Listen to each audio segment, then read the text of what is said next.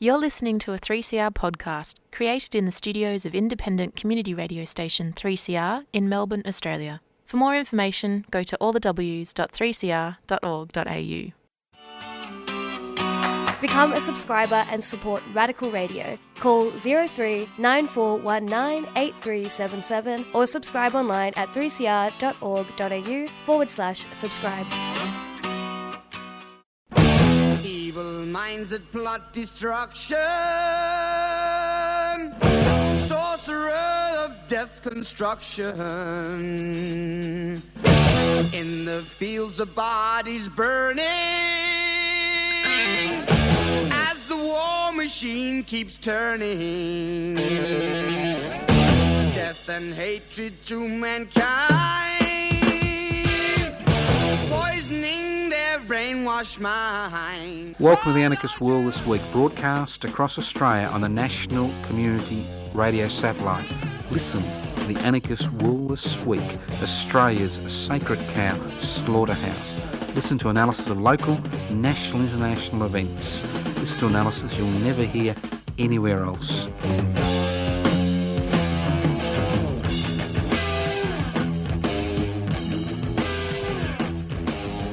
Thank you for listening to the Anarchist World This Week on your local community radio station, courtesy of the Community Radio Network.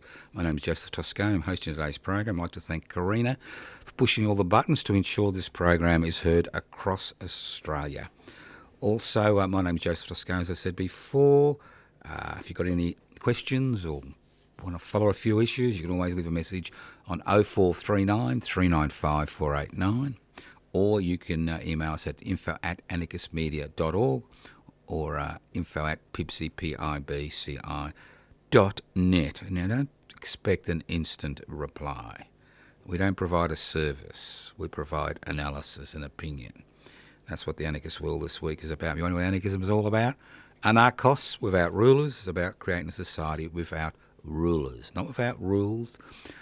What causes most of the problems we see in the world today? Inequalities in power and wealth. So the anarchist struggle is the struggle to share power, possibly through direct democratic means, and to hold wealth in common and use it for the common good. Exceptionally conservative concepts, things people have been struggling for since time immemorial. Now, we've reached a exceptionally important period in Australian history, because we were about to descend into a barbaric age. I know it sounds over the top, but I'd just like you to listen and think. We are seeing a federal opposition led by Mr. Dutton, which is using a strategy of creating and maximising fear in the community. It's a strategy which widens the rifts which exist in Australian society today. It was a successful strategy which was used to defeat the voice referendum. Exceptionally successful strategy. And if you look at everything the Liberal National Party has been doing at the state and federal level, especially the federal level, it's about generating fear in the community. Fear of the other. Fear of the unknown, fear of economic uncertainty. No solutions apart from increasing authoritarian solutions, but increasing fear in the community. And what we need to understand is this type of policy, this type of strategy, which is an exceptionally successful strategy, which has been used in the past, is the type of strategy which creates situations in society which widen rifts which exist, which increase hatred, and which ultimately lead to violence. It's a dangerous path that any political party follows.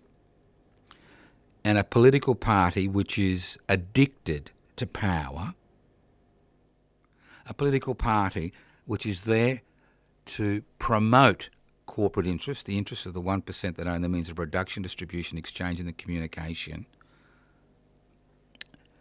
pursuing this type of strategy creates divisions, widens divisions, and creates the potential for violence, increasing violence in our community. I'll give you an example. I mean, Mr. Dutton thinks this is his pathway to electoral Nirvana. This is his pathway. I mean, they used it unsuccessfully at the last election, but things have changed. Increasing interest rates, increasing economic uncertainty, increasing pressure on individuals and families and communities.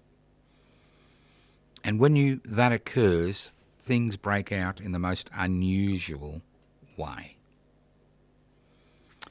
Now, I'd like to thank all those people who joined me for the Reclaim the Radical Spirit of the Eureka Rebellion celebrations in Ballarat on Sunday the 3rd of December. We had an exceptionally successful day. But interestingly, the type of policy that the Liberal National Party follows has emboldened elements in our society who normally would live in the shadows to come out in the sunlight. And I'd like to explain why. A lot of people don't seem to understand the connection between fear, corporatisation, and the rising tide of neofascism, not just in this country, but around the world, especially in Western Europe, where we see parties with neo-fascist ideologies gain power or knocking on the door of gaining state power. And you know what happens when a neo-fascist organisation gains state power. All we have to do is look at Nazi Germany and fascist Italy, or Stalin's Russia, to see what happens. Pol Pot's Cambodia. When you centralise power in a central authority, and that centralisation of power is driven by an ideology. So corporatisation is at the very heart of the rise of neo-fascism around the world, whether we speak about the United States or Australia or Belgium or Italy, it doesn't matter, or Germany. You're seeing this rise. So what is the connection, and what's it got to do with us in Australia?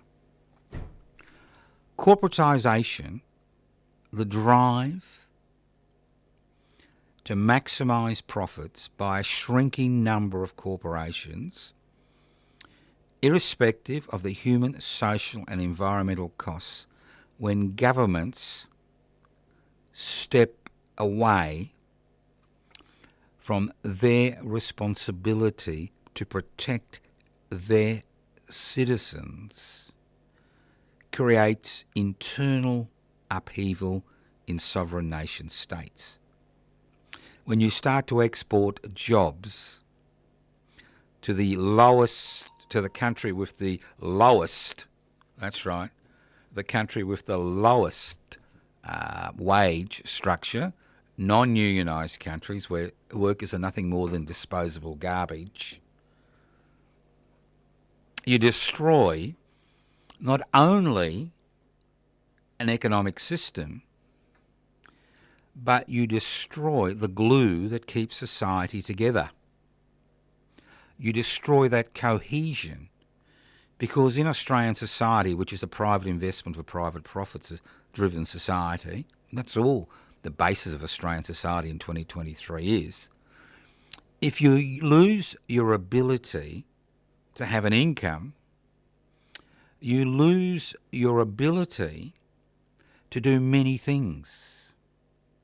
You create pockets of not just poverty, intellectual poverty, not just economic poverty, social poverty, where people coalesce around ideologies and ideas which blame the other for the dilemma. And when you have major political parties trying to win power in 18 months' time on a platform which is driven by fear, you will see those elements in society that have been pushed to the shadows, that were irrelevant in the past, becoming more and more relevant because they begin to speak to sections of the population which have been disenfranchised, not just economically, but politically, socially and culturally. So we really need to understand the situation we find ourselves in, instead of just, feeling shocked.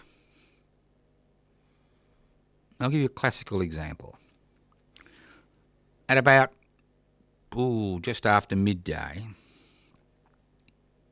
on Sunday, we just finished our ceremony at the Eureka graves at the old Ballarat cemetery, and I was coming back to Trades Hall for a bit of a snack in Camp Street. I was told by the secretary that there were these people in balaclavas with big signs saying, I think it was Australia for the white male, about 30 of them, all dressed in black, marching in unison around the streets of Ballarat. So I thought, this is interesting. So I decided to go down there, right? That's my decision. I'm not going to drag anybody else into this. It's my decision. I go down there to see what's going on. And I get to Bakery Hill. And near Bakery Hill, I see this line-up of balaclava, gentlemen, maybe one or two ladies amongst them, who knows, marching down, three abreast, down the street, chaperoned, and that's the key word, not escorted, chaperoned by the Victoria Police. And I'm thinking, this is interesting. So I decide to stand in their way, one individual, right? Because the only thing you need to fear in life is fear itself. And this is why I'm talking about fear today, whether it's fear, which is artificial fear, which is created by political parties, or fear which is created by something you see. Because ultimately it's fear itself that paralyses us. So I stood in their way, okay? Refused to move as they come marching down. Now obviously they've got three options, and obviously they're not stupid. They can knock me over, and then I'll get arrested, or they can part and walk past me. Well, obviously, after a little bit of hesitation, they parted. I stood my ground, got a few chicken wings in the ribs, but that's irrelevant. And they went past on their merry way, taking photographs, obviously, of this nuisance. That's me. And then comes the coup de grace. A few of them turn around and say, "Class traitor." A badge of honour. A total badge of honour. And then you're thinking, what are they talking about when they talk about class traitor? To them, class is about the colour of your skin. The whiter you are, the more important you are. Remember, the banner is Australia for the white male. Now, obviously, not wanting any white females in their organisation means they breed themselves to extinction in a generation or two, but that's a different matter I won't go into. So, class based on the colour of skin. The type of garbage which was peddled, not just in the 20s and 30s, but the type of garbage which was our foundation document in 1901 when the White Australia policy was passed by both houses of Parliament with only one objection. One objection. So here we have what I described as neo-fascist toy boys, because that's all they were, little toy boys. Half of them would have been teenagers, although they're all clad in black. Little toy boys marching up and down the streets of Ballarat with their balaclavas on.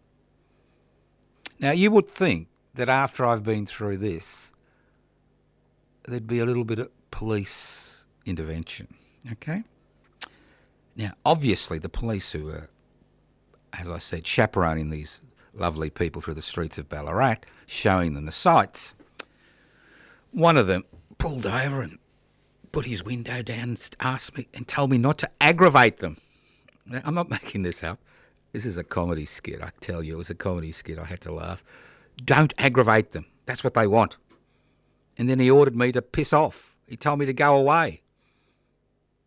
And then they continued to, chaperone these lads up and down the streets of Ballarat. Now, what we saw was a total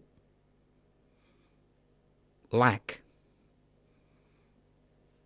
of police action. This is not new when it comes to the neo-fascist toy boys in Melbourne. They seem to be a protected species as far as the Victoria Police is concerned. Now, every law in the book was broken. They started off by going to, and this is their intellectual abilities, by going to Sovereign Hill to harass the staff. Then they attempted to harass the staff at the Eureka Centre. But the whole point about the exercises, one was to create a propaganda video for recruitment on their basis, but it was to create fear in the community.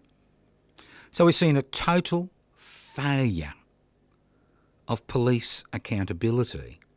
Them saying, oh, we didn't have the power to ask them to remove their balaclavas. What a load of shit. Now, I'm sure most of our listeners, or some of our listeners, have had interaction with the Victoria Police. And the fact is there were many laws which were being broken in terms of creating fear in the community. They could have been contained. They could have been asked to identify themselves because they're posing a risk. They could have been drug tested. They could have been alcohol tested. They could have been arrested for creating fear in the community. But no, the Victoria Police, and I don't blame the blokes on the ground, the men and women on the ground, because obviously they got orders from higher up, had made the decision to allow them to parade around for 2 hours the streets of Ballarat spewing hate. This is not a matter, as the Police Association says, of them not having enough powers. The Victoria Police have extraordinary powers in terms of moving people on, asking for identity documents, arresting people on suspicion, creating a public nuisance. I mean, I could go through this for hours. So what we saw was a total failure of the police to protect the people of Ballarat. Now, there were people having picnics with their children who were subjected to this type of garbage. Yeah? And what I found extraordinary was the lack of interaction by the people in Ballarat to what was happening on their streets, because obviously they expected the police would do their job. Okay? Now, I normally don't ask people to do much on this program, but this is a total failure of policing in Victoria. Total failure. As far as the neo-fascist toy boys are concerned, they're neo-fascist toy boys. You know, they work in the dark. You know, if they can beat you up in the dark, they'll do it. That's their philosophy, you know. Philosophy is the colour of your skin is, you know, what drives them, okay? Obviously, there's a few wannabe adults, you know, trying to lead their little toy boys. But the fact is, this is not about the fact that Dutton and his fear mongering creates the opportunity for the neo-fascist toy boys to come out of the shadows into the light.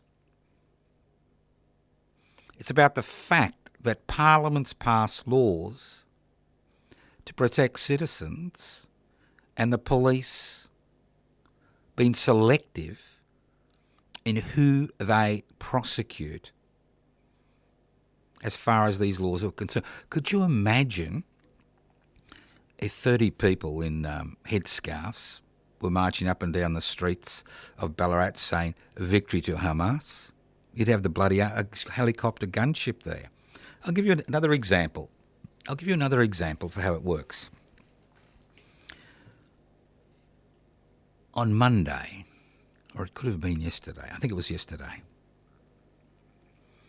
this lad in Windsor, which is near Windsor Station, was threatening self-harm, okay? Common thing. Happens all the time in a city of 5.5 million.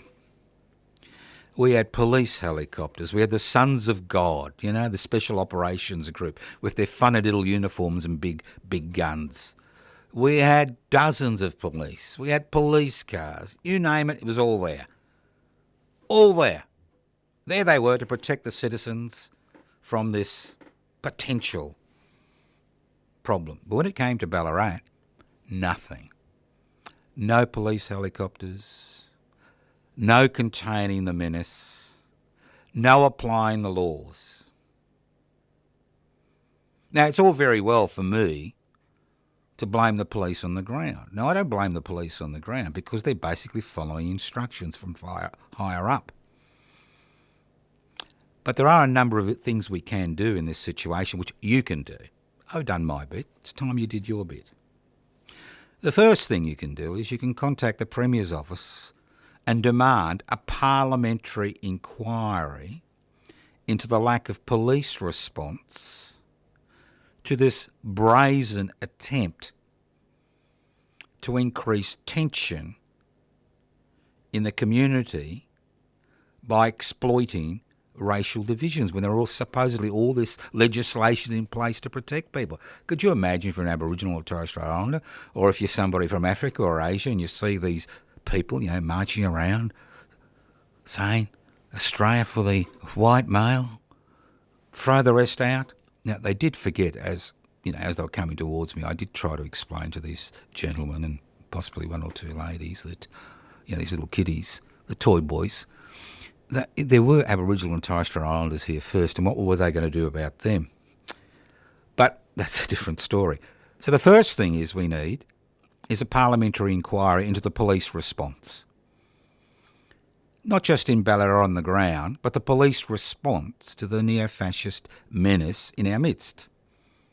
Because it seems to me they're a protected species. Now, in other situations, the police say, we had to keep the warring sides apart. We were there to keep the peace. The fact is there were no warring sides. There was just one little old idiot, me, standing in their way. All right? I'm sure other people did what they could in Ballarat. There was no organised response to the neo-fascist menace. No organised response. So the first thing we need is a parliamentary inquiry into the police response. The second thing we need, and that's up to you to fight for and organise, the second thing we need is we need the police commissioner to apologise for the police failing to protect the people of Ballarat in this situation on the 3rd of December. We need an apology from the police commissioner. Now look, at some stage the next morning I did a very, very short interview on Gippsland ABC. And as soon as I started to, go beyond the neo-fascist toy boys and speak about the police response, they did everything they could to cut me off. Although they invited me, I don't usually ring them, they invited me to comment on the situation. Because these people created fear, real fear, amongst workers at Sovereign Hill, amongst workers at the Eureka Centre, amongst people enjoying an afternoon picnic, people wandering the streets of Ballarat. No response. So the least that they can do, instead of talking about their stupid laws which they never apply unless it suits them, the least they can do is hold a parliamentary inquiry into that lack of response. And the least the Victorian Police Commissioner can do is actually apologise for that lack of response. Now, obviously, the Victoria Police has a large media unit, like most of these people do, and they'll try to deflect it. The other thing you can do is you can ring up bloody Trades Hall in Melbourne and say, the Police Association is part of Trades Hall. Suspend them for a few weeks. Or ask them to explain the lack of response from their members. Extraordinary, because the thing about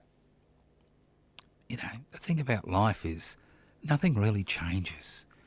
Human history is replete with the same story. You know, when good people do nothing, evil flourishes. It's very simple. And if we leave that responsibility to a police force or a government that's not willing to act, that actually creates fear, manipulates fear in order to improve their political advantage and gain state power, then we get what we deserve. So the issue isn't the neo-fascist toy boys. The issue is the government response. The issue is the police response. The issue is the community response.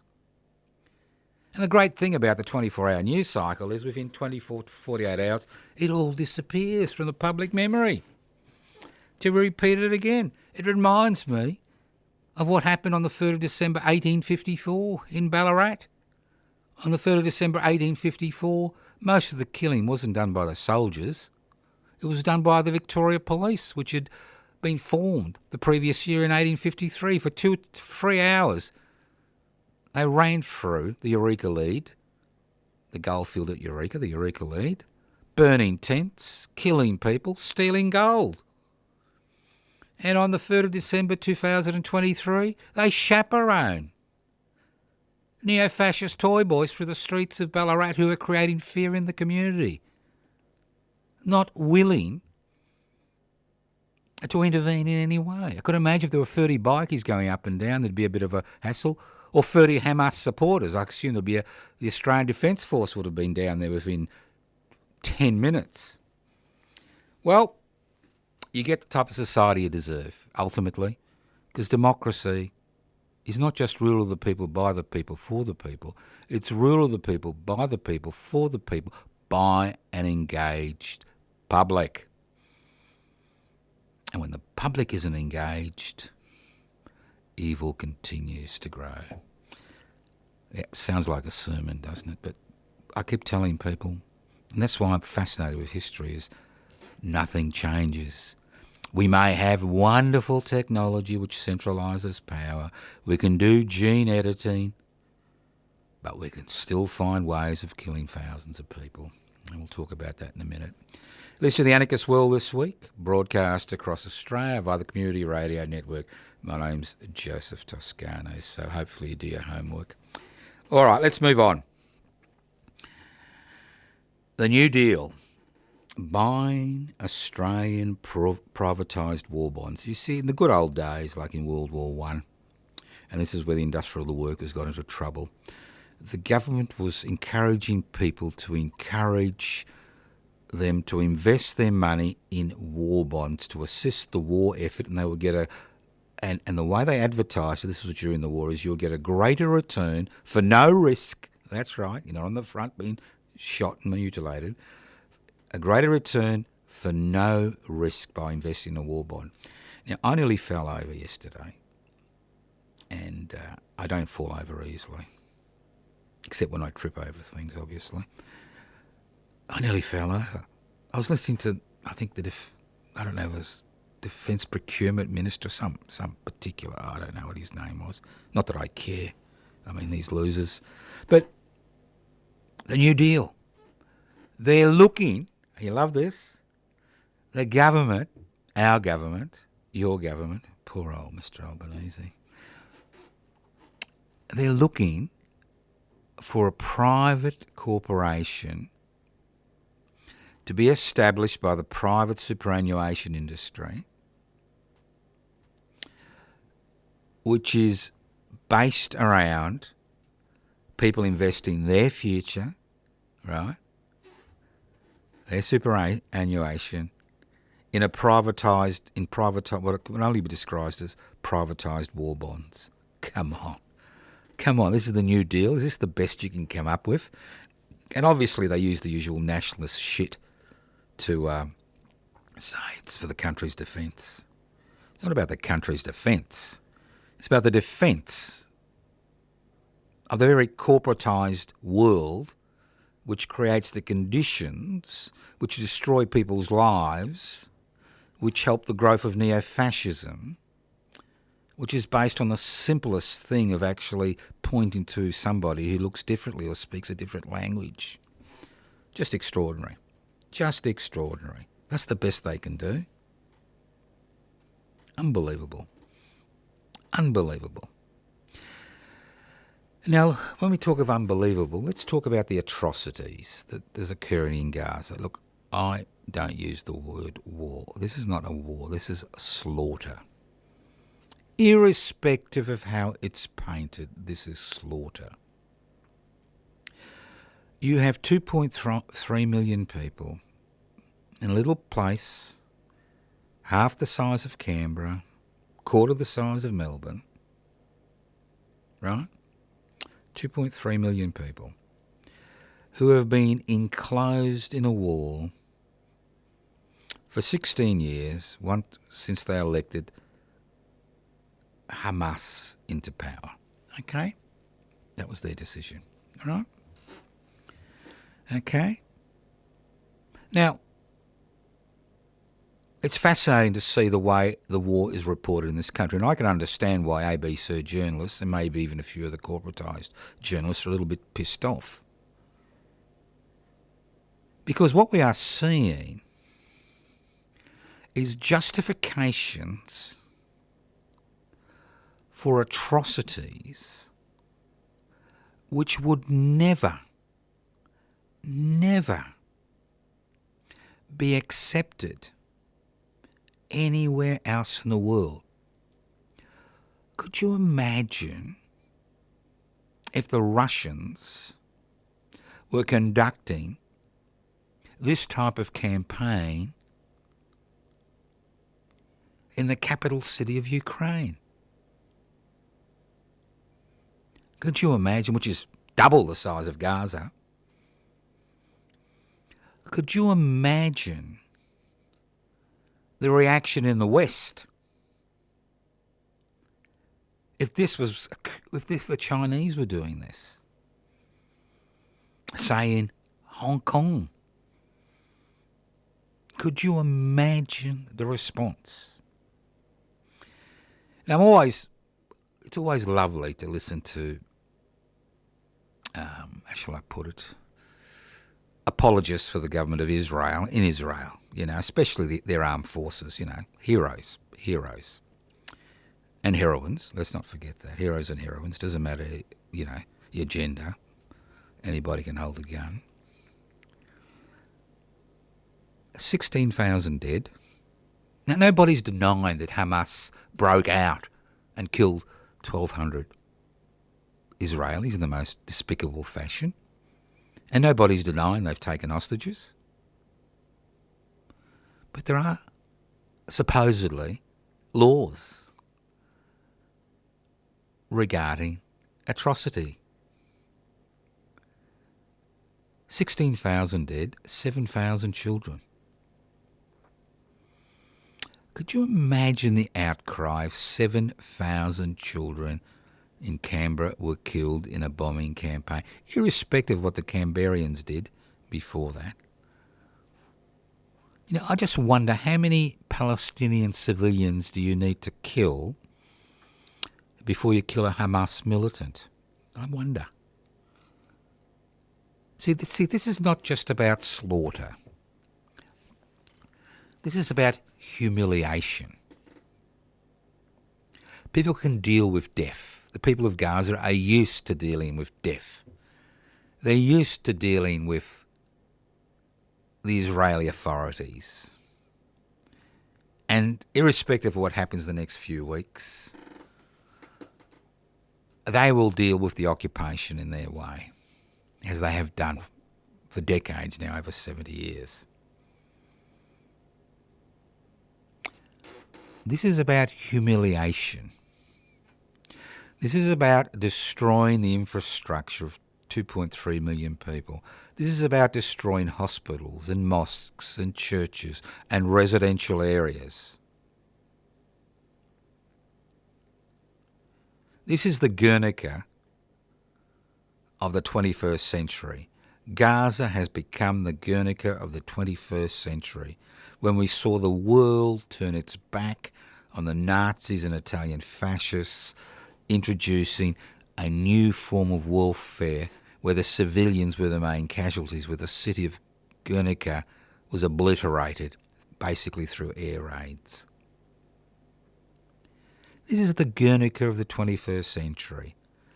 But instead of reacting, I'm talking about governments around the world, not people. People are reacting. People cannot put up with the horrors they see every day, irrespective of the censorship that occurs in the corporate-owned media in this country and the government-gilded ABC.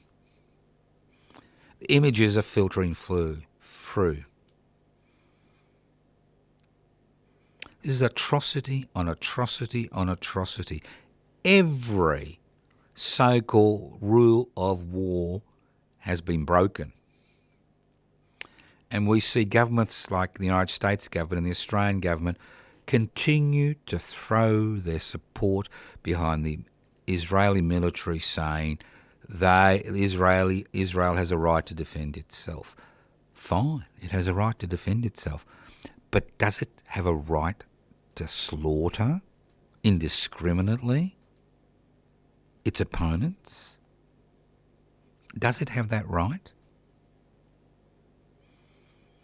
When you see the Red Cross lose words in terms of describing the horror which is faced by these people, the Gazans, you begin to understand.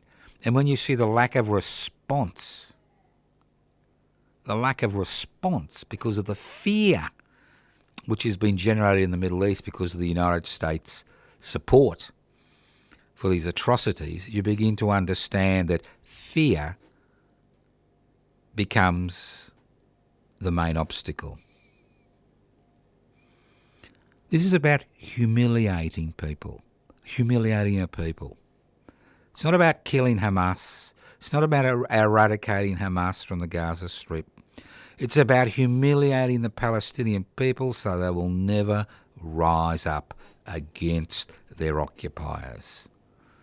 The fact that people are pushed from corner to corner, the fact that they're bombed constantly, the fact that they're starved of the basic necessities of life, the fact that over 50% of residential homes have already been destroyed in Gaza. This is about humiliation. That's what this slaughter is about. It's got nothing to do with self-defence. And ultimately has nothing to do with the hostages, because the Israeli government has made a very important decision. The hostages are disposable collateral damage.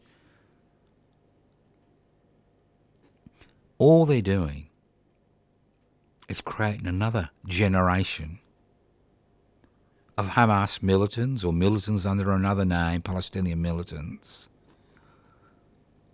who have become so brutalised. Could you imagine 8, 9, 10-year-old child who survives this?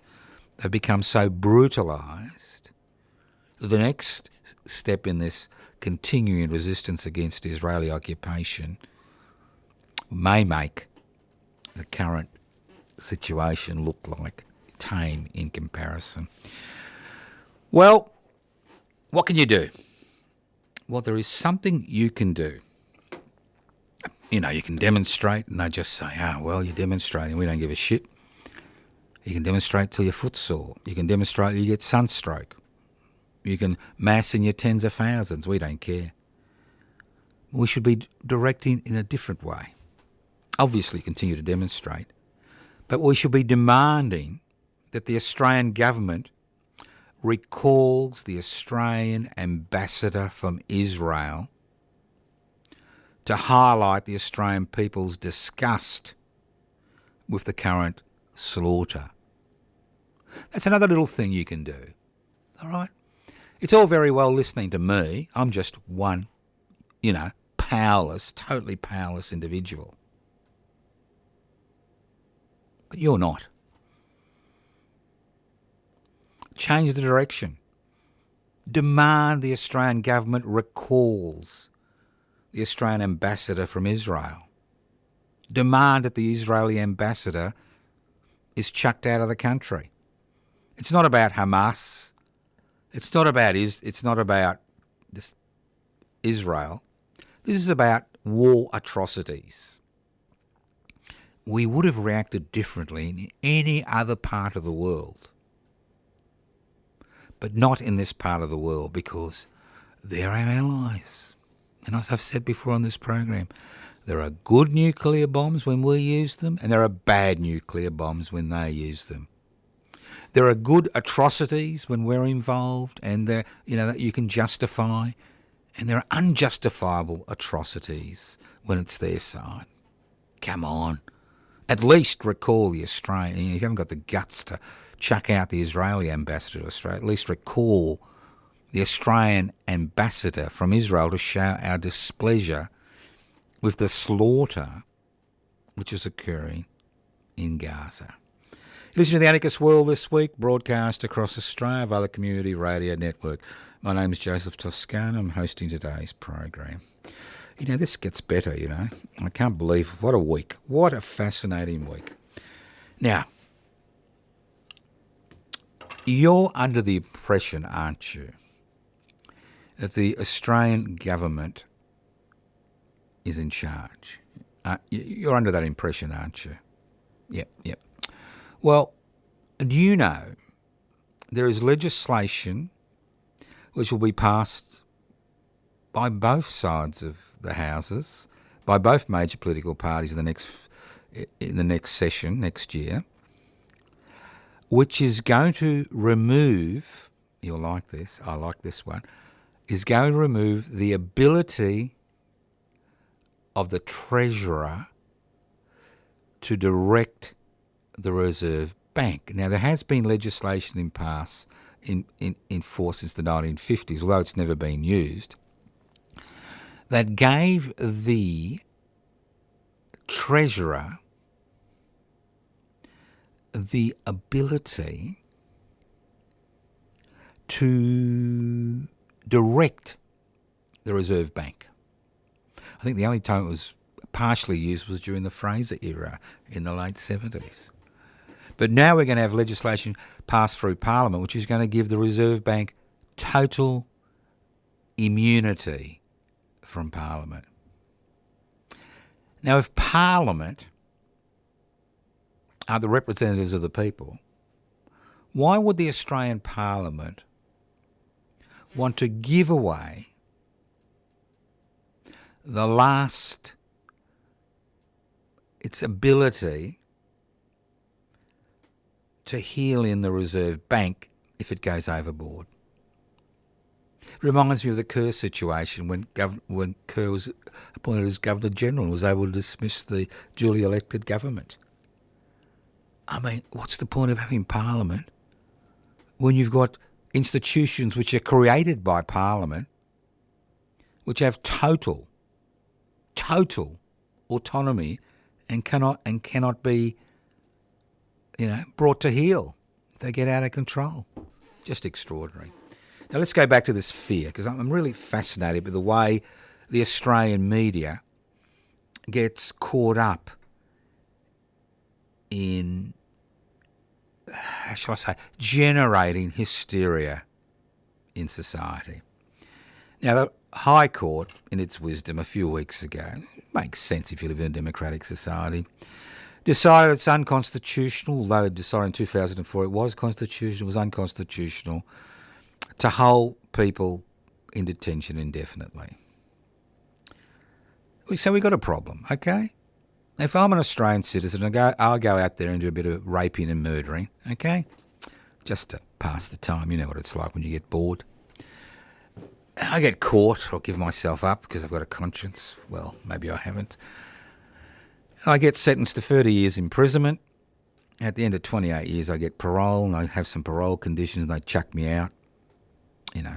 And if I follow the parole conditions, I'm free. I've paid my debt to society as far as the justice system is concerned, as far as the laws are concerned. Now, if you're not an Australian citizen, and you're a bit of a bad boy or a bad girl, you don't even have to be a bad boy or a bad girl, you can just be detained because you came here illegally. Let's not forget that, right? And the government can't deport you because the country of origin says, oh, come on, mate, we don't want this trash back in our country. It's your problem, he's there, you deal with it. So what they did is they detained them indefinitely because they may commit a crime, okay? And the High Court forced the government of the day to release 148 detainees, most of them with minuscule misdemeanours. And the important thing is they'd all served their time. They've served their time, okay? If they're citizens, they'd be on parole or whatever. Now, when they were released, we saw this hysteria created as if every child was going to be molested, every woman was going to be raped, and every man was going to have his throat cut by these 148 detainees who'd served their sentences being released into the community. Then we saw the fearmonger, Mr. Dutton, very effective policy, generating fear in the community, helping those in the shadows to come out and put up their Australia for the white male banners up, the Duttons of the world. Could you imagine it? Yep. We're all in fear. Now, 148 have been taken away. They've been released. They're on parole, whatever. Now, 3 of these people have gone before the courts. 1 in New South Wales for the heinous crime of possessing cannabis. Whew. Don't we have political parties in Parliament that want to revoke cannabis laws? But fear in the community. This bastard has been released and now he's been caught with some cannabis. Unbelievable. Then we had another bloke in South Australia who's been released. Seems to be a bit of a nutcase. Not that I'd know. What would I know? Has been arrested for allegedly assaulting women. All right, 2 women, I think. And then we've got somebody else in Melbourne with an intellectual disability, let's not forget that, who's been arrested for violating his parole conditions. Now, if you look at any day, you go to any magistrates court or county court, mainly magistrates court, you'll see a host of Australians go through court who have violated their bail conditions. Is there chaos in the community? Are we all worried about what's going to happen to us because of these 148 rabid dogs? As far as Mr. Dutton is concerned, they've been released in the community. And the media beats it up. To me, seeing 30 balaclava lads and lasses, mainly lads, march through the streets of Ballarat as if there's some military unit, and seeing the Victoria police chaperone them through the streets, is a much more dangerous situation than this. But no, that's fallen out of the headlines. It's all about, So you see, fear is very hard to counter. We saw it with the African community in Melbourne, where Dutton said that it was so dangerous that people wouldn't go out to restaurants. Come on, you can't keep a Melburnian who's got a buck in their pocket from a restaurant. I can guarantee you that. I've been in this city for over 4 decades, and I know restaurants and Melburnians go hand in hand. I mean, you couldn't keep them away. There was barbed wire around the bloody restaurant. But again, it became a media. And see, you've got to understand. You've got to understand that the almost, how shall I say it, almost useless Albanese-led Labor government is seen as a threat. That's right. a threat, could you imagine that, is seen as a threat by the 1% that own the means of production, distribution, exchange and communication.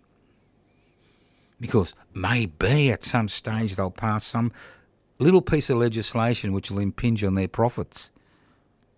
So there are all these elements in Australian society which are working feverishly to increase fear in our community, to increase divisions in our community, to widen the rifts in our community. And they do not care about the consequences. All they care is about maintaining their position of dominance, where the political party which is in power is the political party which will take its direction from the 1% that own the means of production, distribution, exchange and communication. If you think I'm talking shit, think about this. Think about this. There are 25 million on this planet. Not on this planet. The planet would be helpful if there were only 25 million. 25 million on this continent, right? 1.2 million, not my figures, living in poverty. We now have private charities in this country advertising on social media and television and radio for good Aussie citizens, you and me, the good people, who obey the law, pay our taxes, stand up to oppression, hope for a new world, us, to give them money so they can send Australian kiddies to public schools. They've got enough books, enough food, enough clothes. Come on. Have we been reduced to this so that we can, look at our superannuation balance and say, wow, when I retire, I'll be in a position to pay for my own retirement. Oh, come on. We're better than this. We've always been better than this. But we've blinded now by the private investment for private profit mantra. Rents go up, mortgages go up, we shrug our shoulders and work harder. And that's what allows the neo-fascist toy boys to grow. You've got the Duttons of the world promoting them. You've got the corporate world creating the conditions which promote them. Come on, we're better than this. But the fact is, it doesn't matter what I say. What's important is what you say. To your friends, to your neighbours, to your enemies. What's important is who you stand up to. There's no point bitching all the time, complaining. There's no point being, a member of the somebody should do something about that tribe, and there's no point being a member of the Gunner tribe. Democracy, rule of the people, by the people, for the people, is based on one important principle, and that is an engaged public. And when you have every sector of society being privatised in order to maximise profits for private corporations, then you have what we have today. That's what you have. You have the neo-fascist toy boys marching around. You've got 1.2 million children living in poverty. You have people who couldn't even vote to give Aboriginal and Torres Strait Islanders some non-binding constitutional powers. Extraordinary. Well, this is Australia in 2023. You've been listening to The Anarchist World this week on your local community radio station. My name is Joseph Toscano. You can leave messages on 0439 395 489. You can write to us. Yes, unlike Australia Post, we still take letters. Post Office Box 20, Parkville 3052. YouTube channels, Joseph. Public interest before corporate interest, josephtoscano.nam for some presentations of the 19th century radical politics in Australia. Things don't really change. Web pages, anarchistmedia.org, another web page, public interest before corporate interest. You can join online. We had a little bit of trouble, but now our constitution is up there. You can click, look at the constitution, join, doesn't cost you anything. It's about time we began to fight back. not just physically, but intellectually, morally, and culturally. While you live in a bankrupt society and you're willing to accept that bankruptcy of ideas, then you get what you deserve. Thank you for listening to The Anarchist World This Week, broadcast across Australia via the Community Radio Network. This program has been streaming live on 3cr.org.au. The program will be podcast. You can access the podcast by going to 3cr.org.au. Listening to The Anarchist World This Week, next week on your local community radio station. Evil minds that plot destruction, sorcerer of death's construction. An analysis you'll never hear anywhere else. Anarchist World This Week, Australia's sacred cow slaughterhouse. 10 a.m. every Wednesday. Listen to The Anarchist World This Week for an up-to-date analysis of local, national and international events. Poisoning their brainwashed minds. Oh, Lord, yeah.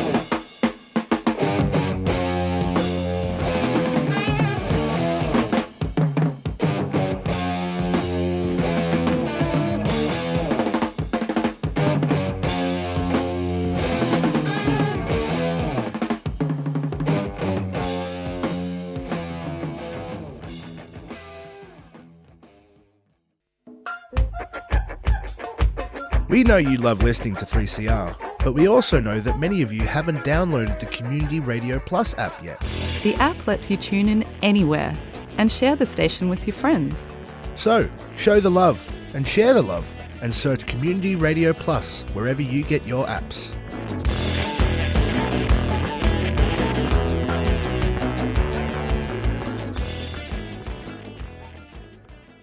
You've been listening to a 3CR podcast produced in the studios of independent community radio station 3CR in Melbourne, Australia. For more information, go to allthews.3cr.org.au.